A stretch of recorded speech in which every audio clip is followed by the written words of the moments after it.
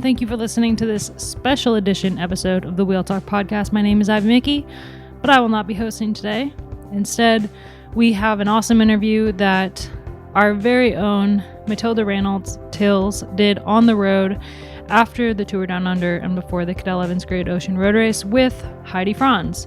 The two of them sat down in Australia to chat, and I am so excited to bring you this episode. All right, so testing 1, 2, 3. Do you want a beatbox? Right, we'll edit that out.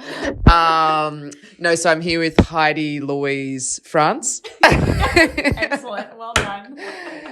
For Escape Collective. My name is Matilda Raynolds. I'm not Abby Mickey. I'm here being a part of the Summer of Cycling here in Australia, and we thought we'd take the opportunity, friend of the podcast, friend of freewheeling, friend of Abby Mickey, to catch up with the American from Seattle, Heidi Franz. Heidi, how's it been? It's been great. Yeah. I always love coming to Australia for some summertime, escape the winter wherever I am in the world. Yeah. Have you, in terms of your preparation for this, did you do a lot of like heat prep, or because it's very early and the racing is on? It's not the holiday it used to be coming down under. Have you noticed a big change in that? Well, I definitely agree with you. It's no holiday anymore. Yeah. And I actually didn't do any heat training for this, but in the past I have, because I was coming from a much colder place. So the last time I came here to race, I was coming from Seattle, where it was much colder and probably snowing. And now I've come from Girona, which is a much more mild winter. So it hasn't been as difficult.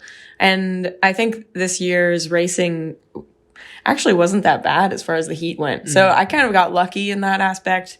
But I also arrived a bit earlier than the rest of my team did, just because I wanted to adjust a bit quicker and get the time zone stuff sorted and all that. So you've been in Australia for how many weeks?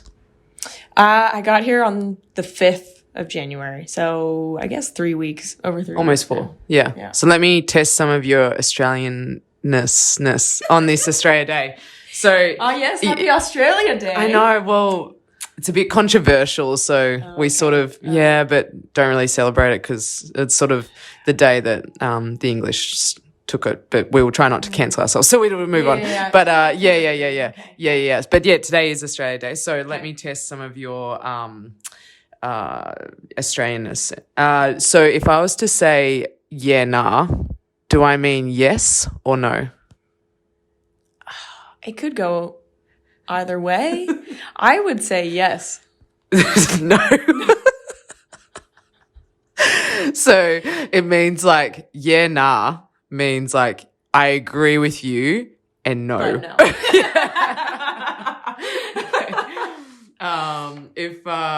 What does put the billy on mean? I have no idea. I'll give you a pass on this, because when I went to America, no one has kettles. It's very weird that none of your homes really have many, like tea. Tea's not much of a thing in America. So put the billy on is like an old school kettle. Yep. Why would you call a kettle? Well, it didn't used to be a kettle. Before there were kettles, it was just like a pot that you put onto fire, and the pot was called Billy. So okay, final 2. What does smoko mean? You Aussies have the strangest phrases. Mate, I'm only just getting started. I'm giving you easy ones. Smoko. Smoko, no idea. It means like to have morning or afternoon tea. Like to have a break and have a little snack. Oh, okay. So yeah, you could stop at a go out for a smoke. No. Yeah, exactly. Yeah. But we don't smoke anymore. So it's like, so when you're on the bike and you're halfway through, it's like, we need a smoko. We need a break. We need to roll into a coffee shop and get a brew. Okay. Yeah. Final one. What do I mean when I say that the crit that we had on Thursday night was a dog's breakfast?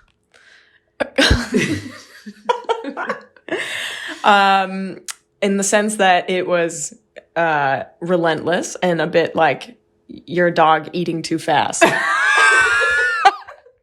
my guess. It means like a dog's breakfast means like it was just bloody messy. Yeah. It was all over the okay. place. Yeah. We got there. It's fine. It's fine. Best thing you've seen since you've been here? The best thing I've seen. That's a hard one. I don't What do you really mean? know. What about the furry creatures in the trees and stuff? Fairy creatures in the trees, definitely. The koalas. Yep, the koalas. Yeah. Yep. Petting a koala was great. I do enjoy a koala sighting, especially one that looks like it's dead. Like I pulled over to the side of the road because I spotted one in the tree and it looked like it was dead. It had both front limbs just completely limp hanging over this tree branch. And I was like, Did you yell at it? I had like a whole conversation with it. It was very one-sided, but It came back? it did come back. Yeah. I think I was stopped for about 10 minutes. I couldn't leave until We appreciate I your knew concern. It was alive. Yeah. All right. So Heidi Franz, so you were, when I met you, you were on Rally. That was sort of COVID times. We were in Sea Otter and in the US. And then you jumped to InstaFund, which is at the time was a Conti team, also in the US. Did you go from, remind me, InstaFund to DNA or straight from InstaFund to B&B? What was yes, in between it was that? a very complicated order, but I was meant to go from InstaFund to B&B. Yes. And then I went from B&B to ZAF Yes. in a matter of days. And then from ZAF to DNA in May of 2023. So you went back and then you went to DNA for part of last year. Yeah, well. except I didn't necessarily go back to the States. I just stayed in Europe, and I raced pretty much the rest of that spring with the U.S. national team. And then that's right. and then I went back to the States for nationals, and that was my first race with the team in June. Talk me through, like, because you were one of the athletes and there's a handful that just had such a tumultuous time last year where everyone knows B&B didn't exist. It existed until December of that year, left you up creek without a paddle. And then you jumped on ZAF, which was talking a really big game. They came here, had a few early season races, which was really exciting. And then the money wasn't coming in to any of its athletes. Talk me through that part of, because it must have felt like, gosh, like the floor almost fell out there and found a new home, and then things started crumbling again. Yeah, it felt like, the floor kind of fell underneath me, and then I fell into the basement, and then the basement's like sunk into the ground. It's hard to summarize it, really. Honestly, it just left me really heartbroken about the fact that that could still happen in the sport. And I think now that I've gone through that, I'm like, well, of course it happened. It's still like, there's still a lot of stuff going on that really shouldn't anymore. A lot of it just was like grasping onto any sort of foundation. And I really had to rely on the support system around me. And my husband Wade and I had moved full time to Girona. So we really, we could have gone back to my brother's house where we lived for the last 3 years.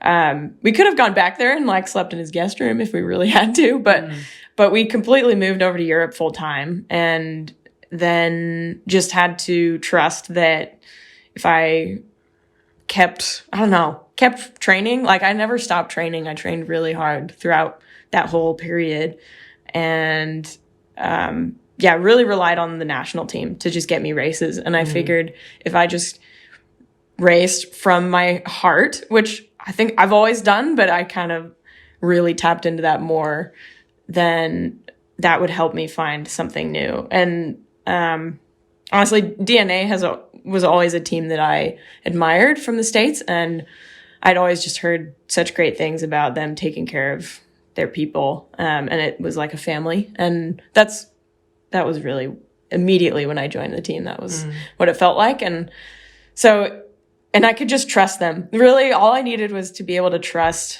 people in cycling again.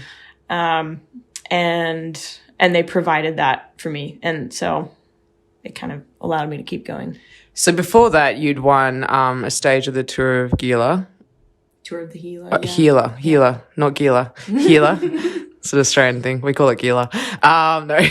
It's just a weird lizard. Okay. And a stage of the Joe Martin stage races as well, which is essentially the two races in the US where they're the only races that you can accrue UCI points. For UCI points, yeah. Because even though I won the Redlands Bicycle Classic in 2022, but it's not UCI, so it doesn't get a lot of recognition. But if you look at the people that have won that race in the past, you have Ina. Ina Teutenberg has won it. I mean, Ruth Winder has won it. Katie Hall. It's got quite a list of legends. And that was honestly the biggest result that I'd ever gotten at that point. But yeah, when European teams are looking at pro cycling stats, they don't see Redlands on there. So yeah it's kind of hard to get noticed still. So I remember being surprised, but not surprised, probably the wrong word, but I think it was in a way a risky call to go with DNA, just because they weren't like a European team and they are based in the US, where a lot of your colleagues who had also been caught up in the ZAF, B&B debacle, Michaela Drummond, Lizzie Stannard, a couple of other names there, they were getting on European teams. So you did get in some sense, you went home, though you stayed in Europe, and you joined them on their European tour, and then you got a shot at European racing. And what happened? What happened was I won my first European race. Booyah! It was pretty awesome. Yeah. Egmont. Yeah, the Egmont cycling race in Belgium. It was a 1.2. So, yeah. But it doesn't really, though it's the lower of the UCI, what's so challenging for Australian, New Zealand, USA athletes and South Africa, etc., is that you can win anything outside of Europe, but nothing matters until you do something inside of Europe. Did you really feel that? And when you won that race, did you think, I'm going to make it? Or was there still talk me through the steps then that potentially happened in signing now with Lifeplus Wahoo? Yeah, I think you're right about that even though you can have success outside of Europe, once you have success in Europe, you actually get noticed. And because especially now, like this is now my 7th year in the Pro Peloton, and I've been to Europe every year since 2018 and raced quite a bit, but it feels like the Peloton is only just now figuring out who I am in the last year. Which is hard because, I mean, I had roles in my previous teams that were just workhorse roles, and I really loved having those roles. It taught me a lot, and but now it's really cool to have the opportunity to go for results and feel like I'm actually capable of that as well. And it just took a much slower way of progressing, and yeah, after Egmont, I got so much confidence out of it, especially because I had just raced the rescheduled Oettingen like 3 days before. And I realized I was racing at the Tour of Colombia in July. And at that race, I realized that I hadn't actually taken a break the entire year. Like from the day I moved to Europe on January 1st until July, I had just been going full gas. And that's really when it hit me that I was really exhausted. And so I raced through Worlds in Glasgow. And then the only time I could take off was like 3 days after that. Went into Oettingen, had a horrible day. But my director, one of my directors on DNA was like, you will probably feel terrible at that race, but I think in 2 days you'll be flying. And that was exactly what happened. And it showed me that you can, like every time I have to remind myself throughout the year that you can bounce back. And you can have a really shit day on the bike. And even a couple days later, you can turn it around. And when you have people around you that give you the confidence that you can, in fact, do that, that makes all the difference. And came out of that race just feeling so much more confident, and went into Ardèche and just felt like I was a different rider at that race as well. And that was my 5th Ardèche. So it's really just taken off since then. Did you ever think about giving up when the floor kept falling beneath you? Honestly, no, because it really felt like we had put so much work into moving, doing all the visa stuff, getting everything going. And, it took so much work to do it. And we barely, you don't even know that we barely made it happen in the first place, even with a team to go to Europe with. Just getting marriage certificates printed in time that didn't show up for our visa appointment. And it was just madness, honestly.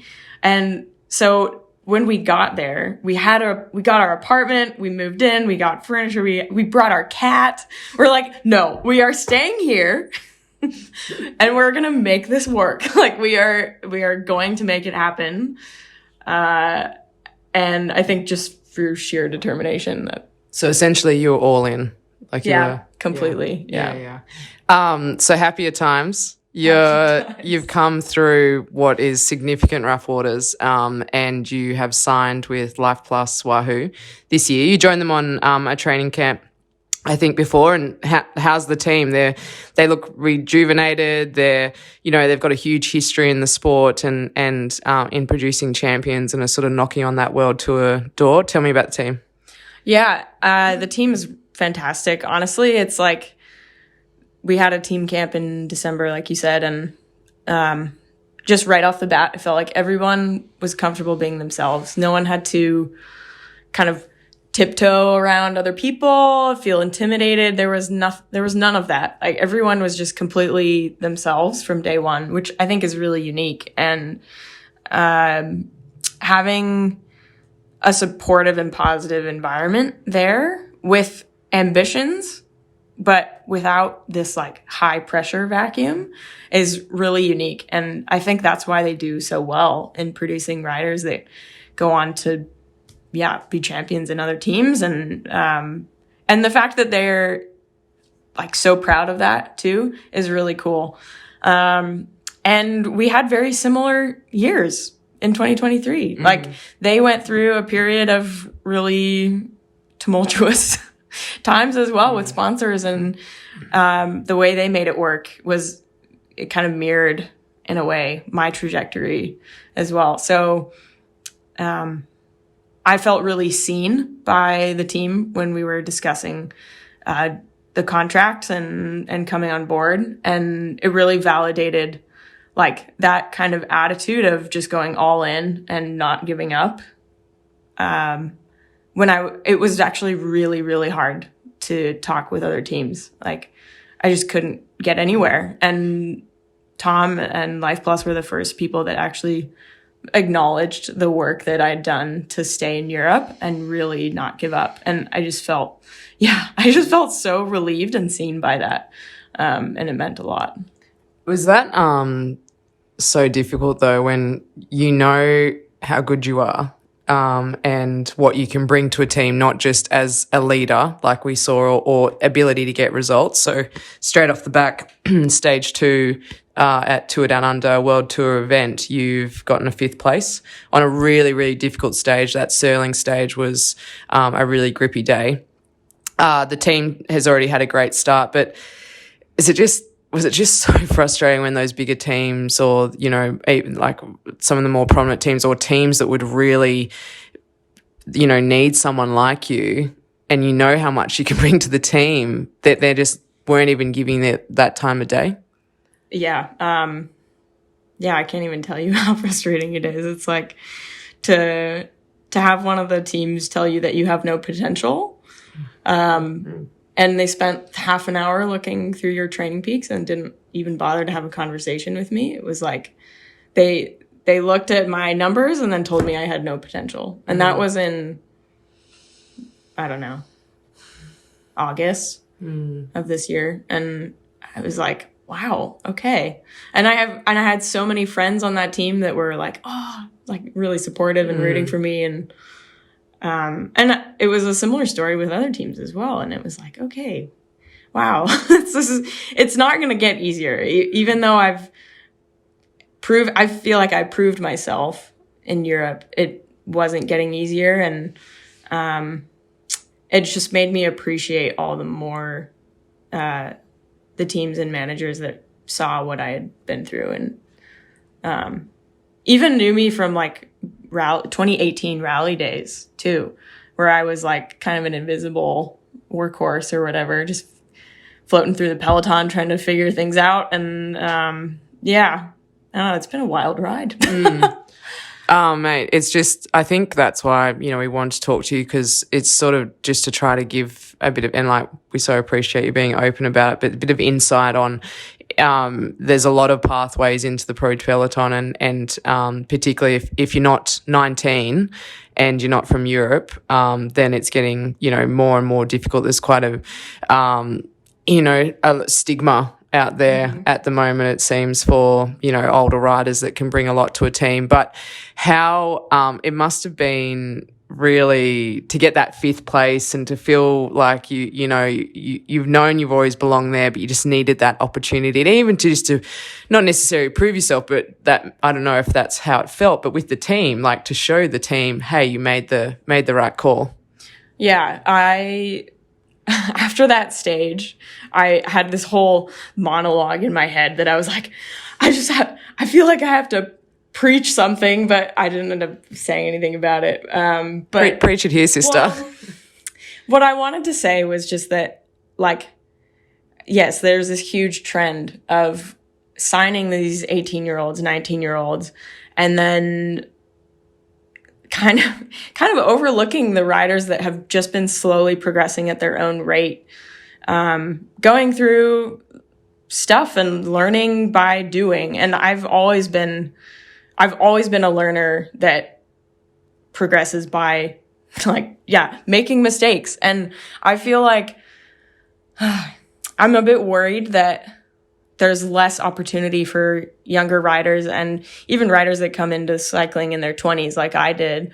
There's less opportunity for them to learn by doing, and failing and making mistakes. Whereas like they come into the sport at 19, 18, they've raced the juniors, and then especially with the way women's cycling is now, where we still have a lack of like a proper development pipeline, where you're still going straight from juniors into the elites. Like there's now 1 or 2 U23 races, which is great, and we need more of them. But I just wanted to tell other riders that might be like maybe a bit older, and I'm now the oldest rider on Lifeplus. I just turned 29, which is crazy. I feel like a grandma, but I'm not even 30 yet. And I feel like women are still peaking in their 30s, and I still have so much time.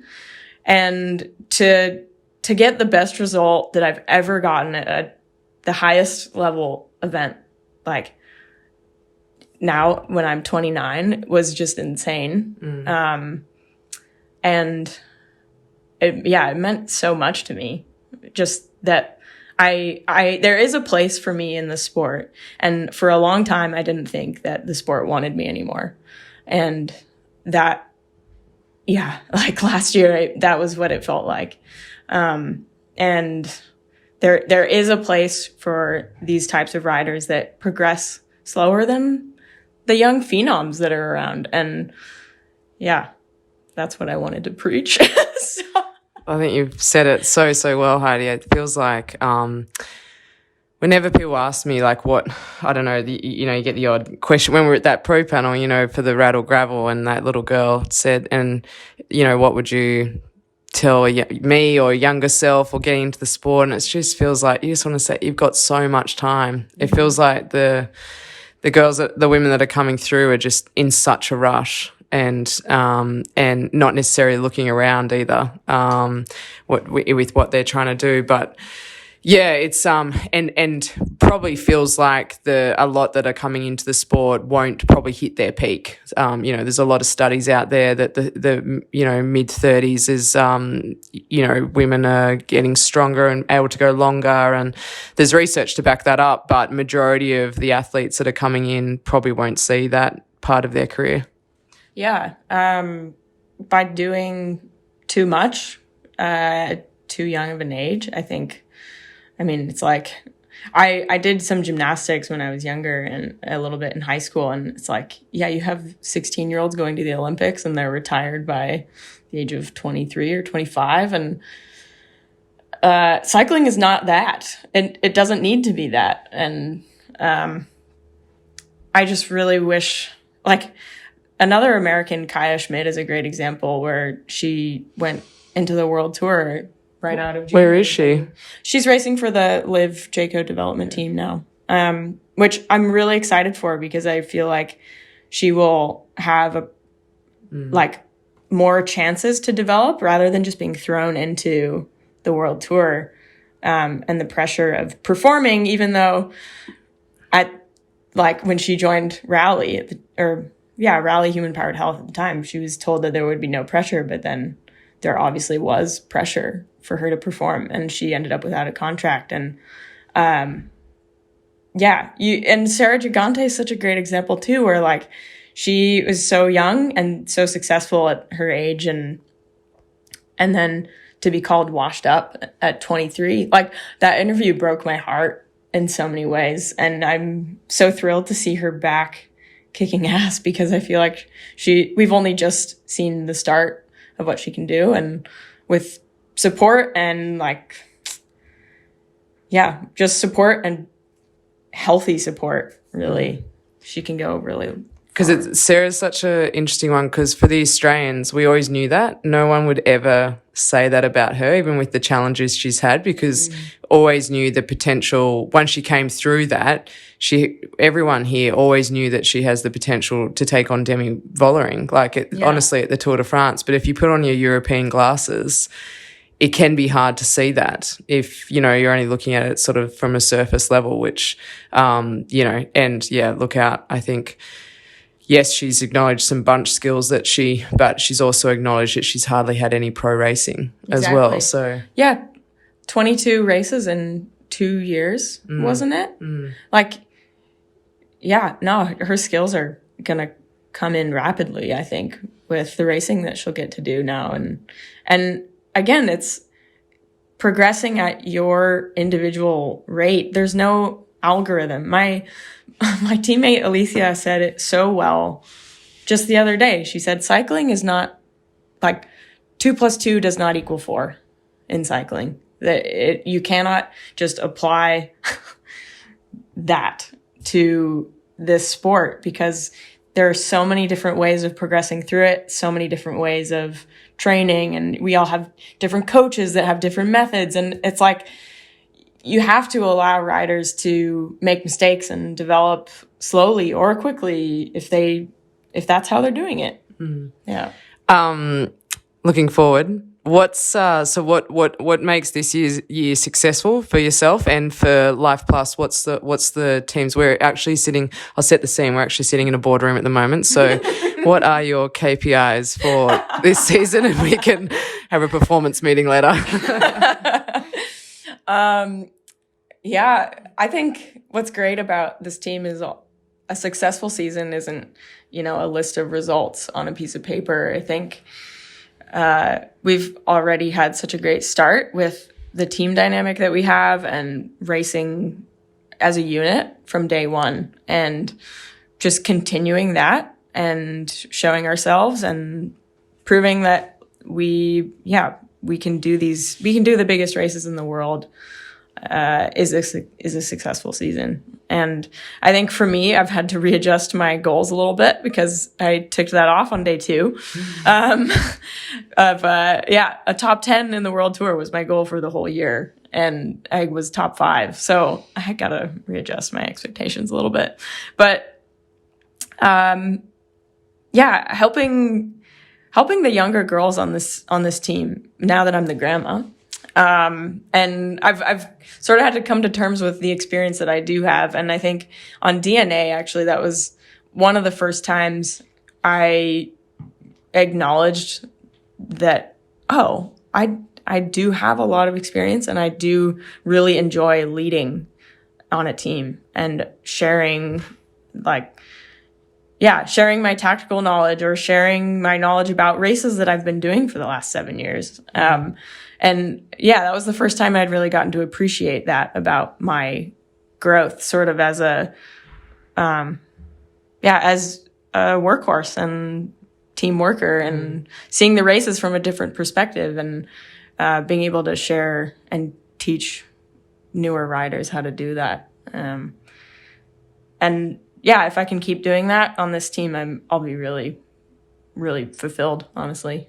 So, some of the race starts have just come out for the classics, and Lifeplus has a couple of starts. So we'll come back to Cadell's shortly this weekend. But from here, from Australia, where do you go to, and what does the early season look like? And I think from my understanding, talking Olympics, the USA has a very weird rule or qualification that it's going to, if you win the time trial, then you get a spot. Are you currently training on your time trial bike? No, I am not. Okay, so we'll cross that one off.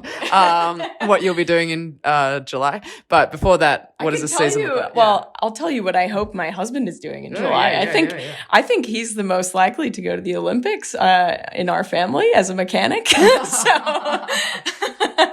that's what I keep telling him. As long as he gets the merch, that's all they want. Oh, exactly. It's just, make sure he gets a small size, and you can rock that for the rest of the time. So, fingers crossed, Wade, no pressure. So the European spring, what does that look like? European spring will be, some great spring classics. We just got the invite for Liège and for Paris-Roubaix. Still waiting on the Flanders Classics to come through. But at this point, we'll start with Hageland and go on to La Semaine and, Nokere, kind of those. Because is the classics where you see your strength, or is it more of the Helio 1 week stage 1 to 2 to, we don't have 3, but week stage races? That's a good question. I'm definitely a punchier rider, so the hilly kind of punchy classics do suit me. But I do think the classics are such a different, it's a different way of racing. And I don't think I've quite gotten enough starts at the classics yet to really, to really call myself a classics rider. I really enjoy the stage races, and I do feel like I get better throughout a stage race. So those are the ones that I enjoy the most, but I'm really looking forward to racing more of the classics and getting a better feel for them. Heidi, thanks so much for being open with us. And I think just it's very inspiring how you charged on and also going all in and not being afraid to fail on it. And really right now it has worked out for you, which is amazing. It seems like you really found your feet, and you're actually you see it with the team that you've got there. You're a real leader there, but also, you've shown them already that the investment has and will continue to pay off in you as well. But we're wishing you all the luck this year, and I'm sure everyone at the Escape Collective will follow along. Thank you so much. Really appreciate it, Tils.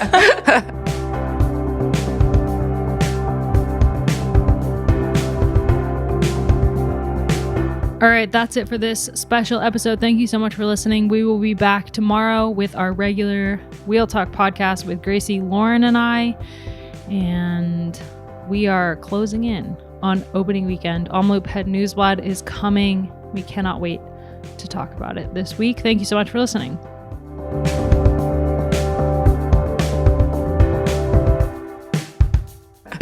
Oh, mate, I have to give you a hug. That was great. Oh, dude. Thank you so much. Oh. Was it like therapy? Yeah, that was like therapy.